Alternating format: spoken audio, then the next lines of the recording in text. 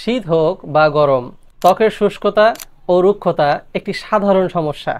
ত্বক যখন প্রাকৃতিক আর্দ্রতা হারায় তখন তা ফাটতে শুরু করে, চুলকায় বা ম্লান দেখায়। বাজারে দামি কেমিক্যালযুক্ত প্রোডাক্ট ছাড়াও আমাদের হাতের কাছেই এমন কিছু প্রাকৃতিক উপাদান রয়েছে যা নিয়মিত ব্যবহার করলে ত্বক হবে নরম, মসৃণ এবং উজ্জ্বল। তাই চলুন আজকের ভিডিওতে এমন সব উপাদান নিয়ে কথা বলি যা কিনা আমাদের ত্বকের জন্য সর্বোচ্চ উপযোগী। নারিকেল তেল ম্যাসাজ। নারিকেল তেলে আছে লরিক অ্যাসিড ও ফ্যাটি অ্যাসিড, যা ত্বকের গভীরে আর্দ্রতা যোগায়।